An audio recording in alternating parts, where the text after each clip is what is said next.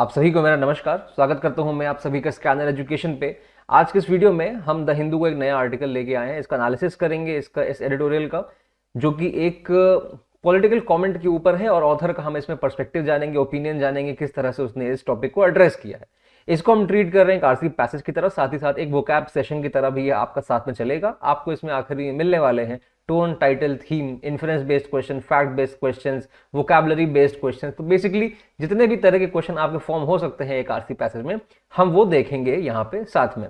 तो चलिए शुरू करते हैं और देखते हैं टॉपिक क्या है हमारा। इनविडियस डिवाइड ऑन पॉलिटिकल डिस्कशंस। ये जितने भी अंडरलाइन वर्ड्स आपको यहाँ दिख रहे हैं उसकी मीनिंग मैंने यहाँ साइड में लिख दी है। ये सारी मीनिंग कैसी है, डिक्शनरी से उठाई हुई नहीं है, ये कॉन्टेक्सचुअल है। इस पैसेज में किस तरह से ये वर्ड यूज हुए हैं उसके हिसाब से मैंने इनको अपने वर्ड में लिखा है, सो दैट जब आप इसकी पीडीएफ पढ़ रहे हो तो आपको वहां पे आराम पड़े और आप थोड़ा सा इसको और रिलेट कर पाओ। आप इसको डिटेल में पढ़ने के लिए डिक्शनरी खोल के देख सकते हो।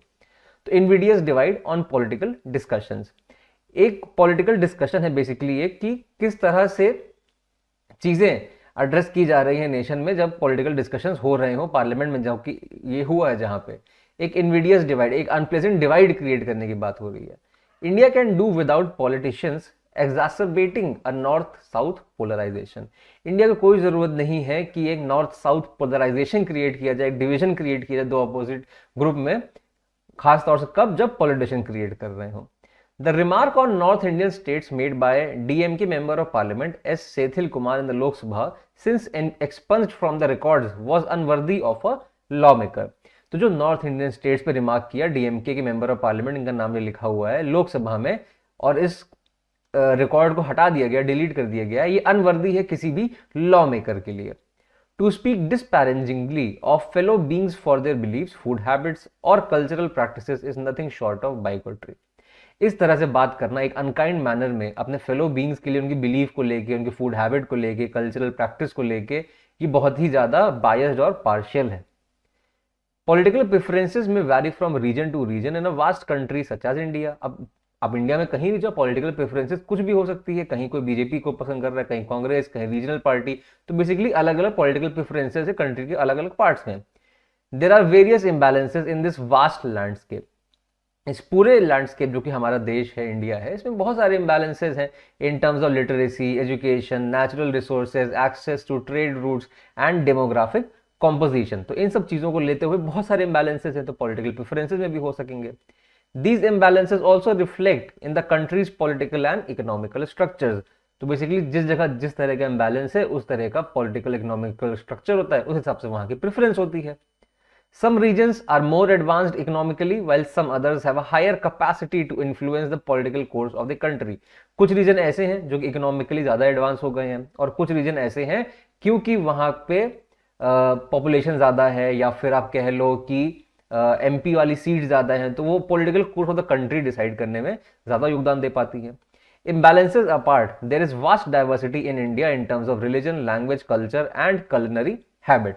तो बेसिकली अगर इम्बैलेंसेस को आप इग्नोर भी कर दो, ठीक है, तो भी इंडिया में बहुत डाइवर्सिटी है। किस टर्म में? रिलीजन के टर्म में, लैंग्वेज के टर्म में, कल्चर के टर्म में, और culinary हैबिट यानी खान पान के टर्म में बात करी जाए तो। Nation makers grappled with these challenges of imbalances and diversity to set in motion the consolidation of the most diverse and most populated democratic country on the planet। तो जो नेशन मेकर्स थे जिन्होंने हमारा कॉन्स्टिट्यूशन डेवलप किया है, तो क्या कह रहे हैं, उन्होंने ऑलरेडी ये चीज देखा हुआ था, उन्होंने स्ट्रगल किया है इन चैलेंजेस के साथ, इम्बैलेंसेस के, डाइवर्सिटी के, और उन्होंने तभी उसके बाद इस तरह देश को फॉर्म किया जैसे कि हम इसको अच्छे से चला पाए। ठीक है, ये 3 डॉट क्यों लगाया है कि यहां से यहां पे पैराग्राफ चेंज नहीं हुआ है। ठीक है, वैसे हर बार बताता हूं, अगर आप जस्ट इन केस पहली बार आए हो, पैराग्राफ जहां चेंज होगा आपको एविडेंट हो जाएगा, दिखाई दे जाएगा। इस जगह पैराग्राफ चेंज नहीं हुआ है। आरसी में it is very important to understand कि पैराग्राफ कहां पे चेंज हो रहा है, because every paragraph is talking about a different idea. तो अगर आप इस वाले एडिटोरियल में देखोगे ना, तो आपको समझ में आ जाएगा कि 2 पैराग्राफ हैं, दोनों पैराग्राफ में किस तरह अलग अलग आइडियाज को डिस्कस किया गया है, हाउएवर थीम सेम रखते हुए। ठीक है, while India has made significant progress in addressing these imbalances and managing the diversity, any honest appraisal would have to account for the unfinished tasks at hand। तो India ने भले ही बहुत significant progress कर लिया हो कि इन इम्बैलेंसेस और diversity को मैनेज करने में, बट एक बहुत ऑनेस्ट असेसमेंट चाहिए होगा कि देखने के लिए कि कौन कौन सा काम अभी भी बच गया है। Regional identities and imbalances are not to be brushed under the carpet or forced into silence unless the attempt is to create an authoritarian country. कह रहे कि रीजनल आइडेंटिटी है, यानी कि नॉर्थ की एक अलग आइडेंटिटी है, वेस्ट की अलग, ईस्ट की अलग, साउथ की अलग अलग जगह पे अलग अलग आइडेंटिटी है, तो उसको आप ब्रश्ड अंडर द कारपेट नहीं कर सकते हो, मतलब आप उसको छुपा के नहीं चल सकते हो। ब्रश्ड अंडर कारपेट मतलब क्या होता है, जैसे कि कोई गंदगी गिरी, आपने धीरे से कारपेट के नीचे खसका दिया, छुपाने की कोशिश करी, तो आप नहीं खसका सकते हो उसको। और कब छुपा सकते हो उसको, जब आप डिक्टेटरशिप बना रहे हो, है ना। अगर डिक्टेटरशिप बना रहे हो तो छुपा ले जाओगे, लेकिन ये तो डेमोक्रेटिक है, डेमोक्रेसी हमारे यहाँ। Paragraph change. The MP apologized for his unwarranted comments and so did his party. Member of parliament ने माफी मांगी कि मैंने जो बोला माफ कर दीजिएगा, और उसकी पार्टी ने भी माफी मांगी। और आप गूगल करके पढ़ सकते हो कि क्या कमेंट किया था, मैं यहाँ पे स्पेसिफिकली नहीं मेंशन करना चाहता हूँ, हाउएवर टाइटल में मैंने थंबनेल में मेंशन कर दिया है। That episode should now be laid to rest, कि अब इस एपिसोड को रह जाने दो, आराम करने दो, डिस्कस करने की जरूरत नहीं है। His comments were in the context of the Bharatiya Janata Party's victory in the 3 Hindi-speaking states of Madhya Pradesh, Rajasthan and Chhattisgarh, while Telangana voted for Congress, suggesting a divergence between the northern and southern states in the political preferences. तो जो comment किया था DMK के MP ने, वो किस context में था कि अभी क्या हुआ, रिसेंट में बीजेपी जो है 3 जगह जीती है, कहाँ का, राजस्थान, छत्तीसगढ़ और मध्य प्रदेश में, वहां पे स्टेट इलेक्शन जीत गई। हाउएवर तेलंगाना में जाके वहां पे हार गई। तो वो सजेस्ट कर रहा है कि किस तरह से एक डाइवर्जेंस है नॉर्थ की और साउथ की प्रेफरेंसेस में, पॉलिटिकल प्रेफरेंसेस में। India has had ruling parties and coalitions of different regional compositions, but the north by virtue of having a larger share of the population has had a bigger say in the countries governance. कह रहे हैं कि India में जो ruling parties हैं और जो collision रही है डिफरेंट रीजनल कॉम्पोजिशन की भी, उसमें हमेशा नॉर्थ के पास एक अपर हैंड रहा है, क्योंकि नॉर्थ की पॉपुलेशन ज्यादा रही है, ऐसा ऑथर कह रहे हैं। The suggestion of an invidious north side divide, north south divide is baseless and dangerous, while the issue of multiple imbalances is legitimate and real. देखो दोनों बात कही ऑथर ने। ऑथर ने कहा कि नॉर्थ और साउथ के में डिवाइड है एक, वो गड़बड़ बात कह रहा है हमारा एमपी, ये बेसलेस है और डेंजरस भी है ये कहना कि आप अगर डिवाइड क्रिएट कर रहे हो, कल को अब इसको मैटर बढ़ा के कुछ भी कर सकते हो इस चीज से। बट ये पॉइंट आउट करना कि इम्बैलेंसेस एग्जिस्ट करते हैं, ये बिल्कुल एकदम लेजिटिमेट है और असली है, ठीक है। The states in the south and west are growing faster economically, while those in the north and east are growing faster in population. तो ये क्या imbalances, देखो क्या बताया कि जो साउथ और वेस्ट के जो हमारे स्टेट्स हैं वो इकोनॉमिकली ज्यादा तेज बढ़ रहे हैं, जो नॉर्थ और ईस्ट के जो है वो केवल पॉपुलेशन में आगे बढ़ रहे हैं। These trends need to be reconciled in a manner that helps the progress of the country rather than becoming a source of acrimony. तो इन ट्रेंड्स को हमें अच्छे से समझना है, ध्यान देना है और रियलाइज करना है कि हमें इस पे लड़ाई नहीं करनी है, हमें इसको अब एक साथ लेके कैसे हम आगे बढ़े, इसको ये समझना है। Development outcomes also vary across religious and caste communities in particular region. तो डेवलपमेंट आउटकम जो है वो भी अलग अलग जगह पे अलग अलग आउटकम निकल के लेके आते हैं। There is also a danger that these challenges can accelerate with the impending nationwide delimitation of Lok Sabha constituencies and the growing gaps in development between regions and communities. अब कह रहा है कि एक डेंजर और भी आ रहा है कि जो इम्पेंडिंग डिलिमिटेशन है, डिमिलिटेशन क्या होता है, बाउंड्री स्टैब्लिश करना। तो कौन सी बाउंड्री स्टैब्लिश करना, लोकसभा कॉन्स्टिट्यूएंसी की। तो बेसिकली हो सकता है आने वाले दिनों में सरकार चाह रही हो कि हम लोकसभा कॉन्स्टिट्यूएंसी फिर से डिजाइन करें थोड़ी सी अपने हिसाब से, कि अच्छे से रिप्रेजेंट हो पाए वो पर्टिकुलर एरिया में वहां पे गवर्नमेंट में। तो एक उसका भी एक डेंजर चल रहा है, ऐसा लोगों को लग रहा है, जिसकी वजह से गैप्स बढ़ सकते हैं in development between regions and communities. These questions of imbalances can not be left unaddressed. It is essential that these discussions are informed and respectful and devoid of any prejudice and hostility. कह रहे हैं कि अब ये जो question है हम इसको अनएड्रेस नहीं रख सकते, इन पे डिस्कशन करना बहुत जरूरी है। साथ ही साथ इसको इन्फॉर्म्ड डिसीजन होना चाहिए, ठीक है। डिस्कशन है कि इन्फॉर्म्ड होना चाहिए, ये नहीं कि हवा पानी की बात करी जा रही है, और रिस्पेक्टफुल होना चाहिए। ये नहीं कि आप नॉर्थ के स्टेट्स को कुछ भी बोलना शुरू कर दो और नॉर्थ वालों को साउथ के लिए कुछ भी अनशन बोलना नहीं है। रिस्पेक्टफुली बात करना है, देखिए आप में ये कमी चल रही है, आप यहाँ इंप्रूव करिए, तो वो कहेंगे आप में ये कमी है, अब यहाँ पे इंप्रूव करिए। तो दूसरा एक दूसरे को हाथ बटाते हुए, कोई प्रेजुडिस और कोई हॉस्टिलिटी नहीं होनी चाहिए।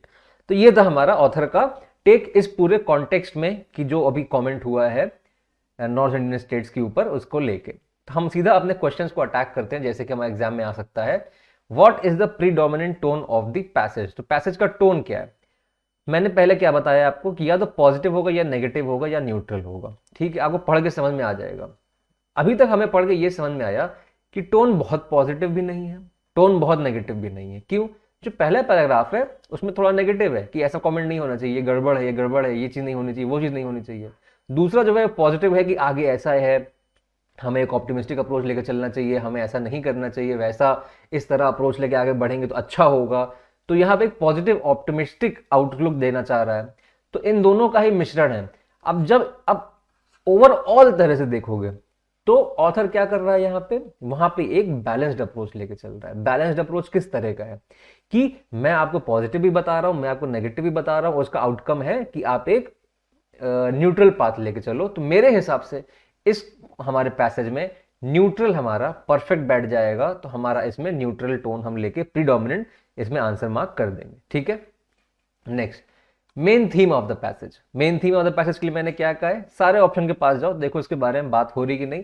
अगर बात हो रही है तो एक टिक, यानी कि उसको होल्ड पे रखा। नहीं बात हो रही है तो हमने उसको आउटराइटली हटा दिया। ये पहला स्टेप हो जाता है। दूसरा स्टेप होता है अब उसमें किसकी ज्यादा बात हो रही है। अगर हम उस मतलब इन चारों में से किसी ऑप्शन को अगर हम पैसेज में कहीं फिट बैठाने की कोशिश करते हैं तो क्या हर जगह पे वो फिट बैठ पाता है कि नहीं। अगर हर जगह फिट बैठ जाता है तो वही हमारा सही ऑप्शन होने का ज्यादा चांस होता है। यानी कि हमें कॉन्टेक्चुअली सोचना है, समझना है कि किस में ज्यादा बात हो रही है। अब regional division in the south, क्या रीजनल डिवीजन की बात हो रही है? हाँ, रीजनल डिवीजन की बात हुई है।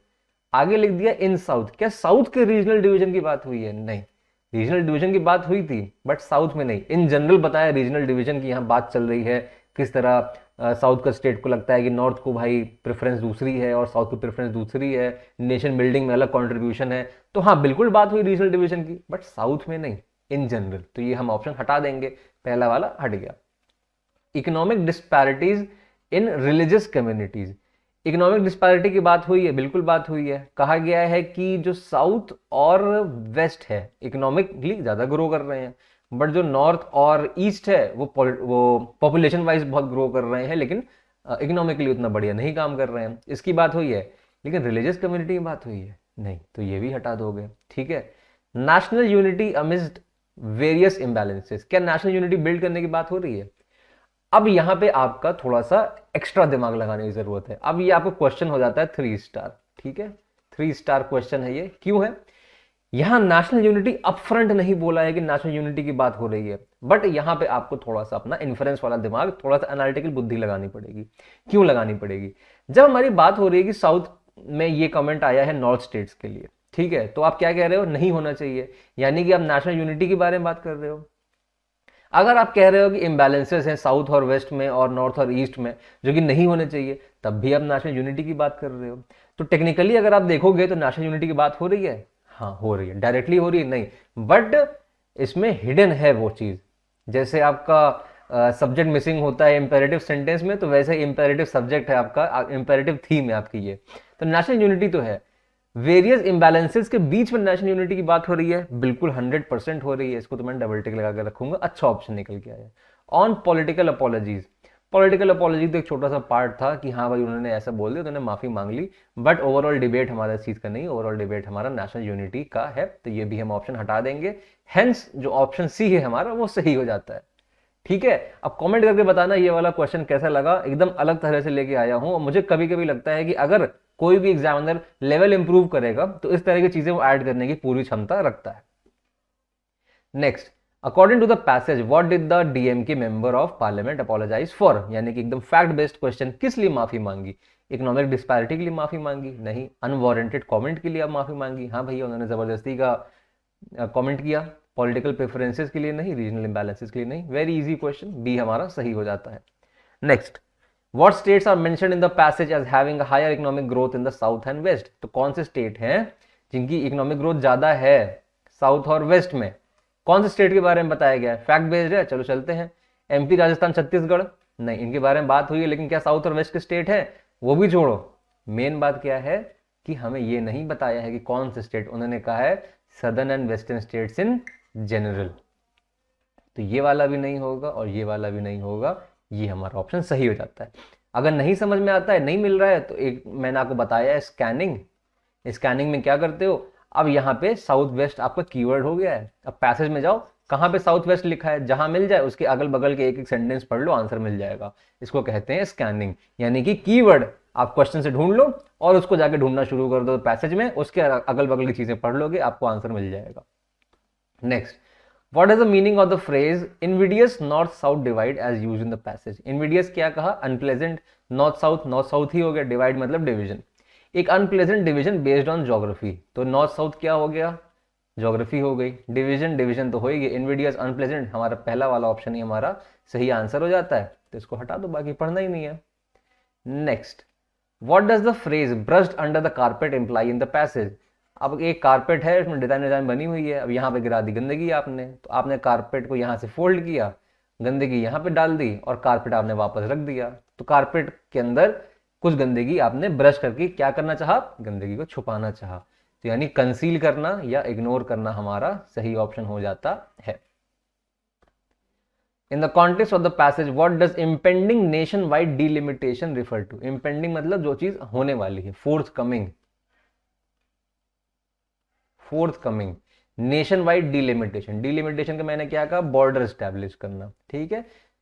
तो क्या हो गया, इकोनॉमिक रिफॉर्म्स नहीं, अपकमिंग इलेक्शन नहीं, रीड्रॉइंग, हाँ क्या, डिलिमिटेशन मतलब रीड्रॉइंग ऑफ पार्लियामेंट्री कॉन्स्टिट्यूएंसी, यानी कि बॉर्डर, उसका डिसाइड करना कि कितना एरिया कौन सी कॉन्स्टिट्यूएंसी है मेंबर ऑफ पार्लियामेंट के लिए, यानी कि लोकसभा के लिए जहां बात चल रही है।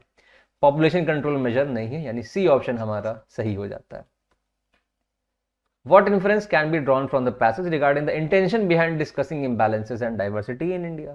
अब ये क्वेश्चन कौन सा है, इन्फ्रेंस के ऊपर। इन्फ्रेंस के लिए मैंने क्या बताया, इन्फ्रेंस एक ऐसी चीज है जिसको आप डायरेक्टली नहीं ढूंढ सकते हो पैसेज में, क्या डायरेक्टली नहीं लिखा होगा पैसेज में, बट इसके सपोर्ट में आपको पैसेज में कुछ ना कुछ लिखा मिल जाएगा, एक सेंटेंस, दो सेंटेंस, तीन सेंटेंस, तो आप ये इन्फर क्यों कर सकते हो, एक बिकॉज लगा दोगे तो आपको उसका पैसेज में रीजन मिल जाएगा, ठीक है। तो हम देखते हैं, तो पैसेज में खैर क्या इन्फर करना है, इंटेंशन क्या है behind discussing imbalances and diversity in India, तो क्या इंटेंशन है इम्बैलेंस और डाइवर्सिटी को डिस्कस करने का, टू अंडरमाइन रीजनल आइडेंटिटी, नहीं, रीजनल आइडेंटिटी को डिटरमाइन करने के लिए इंटेंशन के लिए नहीं है। प्रोवोक एक्रीमनी एंड हॉस्टिलिटी, एक्रीमनी क्या बताया मैंने, लड़ाई झगड़ा, हेट्रेड, तो ये सब नहीं, ये भी नहीं है। Highlight the unfinished task in nation building, देखो फिर से नेशन बिल्डिंग यहाँ पे ऐड किया है, और नेशन बिल्डिंग का टास्क अनफिनिश्ड है, क्यों, क्योंकि आखिरी पैराग्राफ में देखो, याद करो, वहां उन्होंने बोला है कि एक ऑनेस्ट अप्रेजल चाहिए, तभी हमें रियलाइज हो पाएगा कि कहाँ कहाँ पे हमारा काम पूरा हुआ है, कहाँ पूरा नहीं हुआ है। कौन सा काम, नेशन बिल्डिंग का, नेशनल यूनिटी का काम। अब इम्बैलेंसेज एंड डाइवर्सिटी है, तो उसके लिए क्या है, तो वही हाईलाइट कर दिया कि इम्बैलेंस है, डाइवर्सिटी है, तो नेशन बिल्डिंग का वही पूरा नहीं हुआ है, तो हमारा सी ऑप्शन अच्छा है। एडवोकेट फॉर अथॉरिटेरियन रूल, तो एडवोकेट नहीं कर रहे अथॉरिटेरियन रूल के लिए, इसके अगेंस्ट हो, किसी चीज के लिए एडवोकेट करना यानी उसके लिए फॉर रहना, फॉर मतलब फॉर और अगेंस्ट होता है डिबेट में, तो फॉर रहने को एडवोकेट फॉर कहते हैं, जब एडवोकेट अगेंस्ट कहते हो तो अगेंस्ट हो गया, तो यानी उसके फेवर में तो बोल ही नहीं रहा, तो एक ही ऑप्शन अपने पास बचता है C. Next, based on the passage what inference can be drawn about the economic growth trends in the northern and eastern state, north और ईस्ट का इकोनॉमिक ग्रोथ का ट्रेंड क्या है, economic growth is slower compare to south and west, एकदम simple fact based. Next, what can be a suitable title for the passage, अच्छा एक second पीछे ये देखो, इकोनॉमिक ग्रोथ की बात कर रहा है, ठीक है। अब इन्फर क्या कर सकते हो, डायरेक्टली क्या बताया है साउथ और वेस्ट के लिए कि वहां पे इकोनॉमिक ग्रोथ ज्यादा तेज है, किससे ज्यादा तेज है, अब दो डायरेक्शन बता दिया तो दो डायरेक्शन में धीमा होगा ना।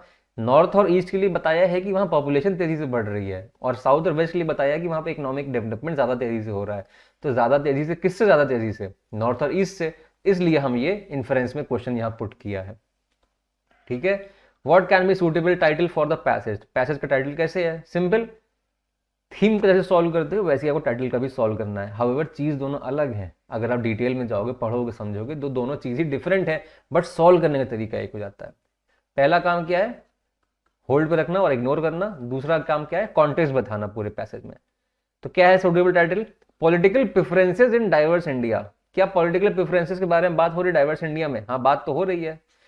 अब क्या इसी के अराउंड पूरा पैसेज हमारा बना हुआ है, अब देखो एक और दो दोनों को एक ही साथ अप्लाई कर रहे हैं, क्या पॉलिटिकल प्रेफरेंसेस पे हमारा पूरा पैसेज बना है? नहीं सर, पॉलिटिकल प्रेफरेंस पे नहीं बना है। क्यों नहीं बना है? क्योंकि सर वो तो केवल एक छोटी सी जगह बताई थी कि पॉलिटिकल प्रेफरेंस हर जगह अलग अलग है। तो क्या ये टाइटल बनने लायक हुआ? टाइटल बनने लायक नहीं हुआ। तो हमें जो टिक लगाया था, अब हम इसको आराम से काट सकते हैं कि नहीं, ये 100% आपका क्वालिफाई नहीं कर रहा है। ऐसा नहीं है कि इस आप सेंटेंस को, इस टाइटल को किसी भी जगह बैठा दो तो फिट बैठ जाए, नहीं, ऐसा नहीं कर पा रहा। North south divide the most dangerous notion. North south divide के बारे में बात करी है? बात नहीं करी नॉर्थ साउथ डिवाइड के बारे में। बोला है कि एमपी ने कमेंट ऐसा किया है जो नॉर्थ साउथ डिवाइड क्रिएट करने की बात कर रहा है। तो ये टाइटल बनने लायक नहीं है, पहली चीज। दूसरी चीज, द मोस्ट डेंजरस नोशन। अब ये तो इस तरह से नहीं कहा कि डेंजरस नोशन है, द मोस्ट डेंजरस नोशन। अब ये एक्सट्रीम आ गया। अक्सर देखोगे जब भी आरसी हो गया है ना आपका, इस तरह जैसे कि आपकी एनालिटिकल रीजनिंग वाली जो चीज़ें होती हैं, जब भी आप इसको सॉल्व करते हो उसमें एक्सट्रीम आंसर्स को हमेशा इग्नोर किया जाता है। तो इसको आप वैसे भी इग्नोर कर दोगे, एक्सट्रीम में बहुत ज़्यादा मोस्ट कर दिया, ठीक है। दूसरी चीज़, नॉर्थ साउथ डिवाइड, मैंने पहले ही बताया आपको, इस तरह से बात नहीं करी गई है, तो इसको आप इग्नोर कर दोगे। फिर challenges and unfinished task in nation building. Challenges की बात हो रही है और अनफिनिश्ड टास्क की बात हो रही है किसमें? नेशन बिल्डिंग में। हाँ बिल्कुल हो रही है, तो मैं इसको होल्ड पे रख लूंगा। इकोनॉमिक डिस्पैरिटीज अ लूमिंग थ्रेट। इकोनॉमिक डिस्पैरिटीज एक लूमिंग थ्रेट है, तो एक थ्रेट की बात नहीं कही है। इस इकोनॉमिक डिस्पैरिटी डिस्कस किया है, बिल्कुल मैं सही कह रहा हूं, इकोनॉमिक डिस्पैरिटी डिस्कस किया है, but as a threat discuss नहीं किया है। कहा गया है कि ये जो है is a ground for discussion. क्या है? एक ग्राउंड है डिस्कशन के लिए, जो कि डिस्कशन कहा गया है कि वेल इन्फॉर्म्ड डिसीजन हो और रिस्पेक्टफुल डिसीजन हो, तो आप इन चीज़ों को डिस्कस करिए। ये कोई लूमिंग थ्रेट नहीं है कि ऐसा आ जाएगा तो बहुत बड़ा डेंजर आने वाला है, तो हम इसको भी आराम से इग्नोर कर सकते हैं। बट देख सकते हो ना किस तरह से आपको एग्जामिनर कंफ्यूज कर सकता है, आधा सही दे दिया, आधा गलत ऑप्शन दे दिया, तो अब इसको आप आइडेंटिफाई करो। तो हमारे पास क्या बचा? सी ऑप्शन हमारा परफेक्टली करेक्ट हो जाता है। अगर मुझे एक जस्टिफाइड अटेम्प्ट लगाना है एग्जाम में तो मैं सी लगा के आऊंगा और काफी स्ट्रॉन्ग चांसेस होंगे कि आपका सही हो जाएगा। So that is it for this lesson. PDF में टेलीग्राम पे डाल दूंगा, इंग्लिश बाय उदित सर। आप टेलीग्राम पे जाके यहां से पीडीएफ डाउनलोड कर लो और कमेंट करके मुझे बता दो वीडियो कैसा लगा, तो मुझे भी अच्छा लग जाएगा। हाँ भाई आपको अच्छा लगा तो आपको अच्छा लगेगा तो मुझे अच्छा लग जाएगा। तो लाइक कर देना वीडियो को, कमेंट कर देना और शेयर जरूर से कर देना। जितना शेयर करो उतना अच्छा है, बिकॉज ये पूरा पेड मटेरियल आपको यहाँ पे मैं पूरा पूरा फ्री प्रोवाइड करने के लिए दिन रात लग के मेहनत करके आपके लिए प्रोवाइड कर रहा हूँ। ठीक है, मिलता हूं नेक्स्ट वीडियो में। जय हिंद।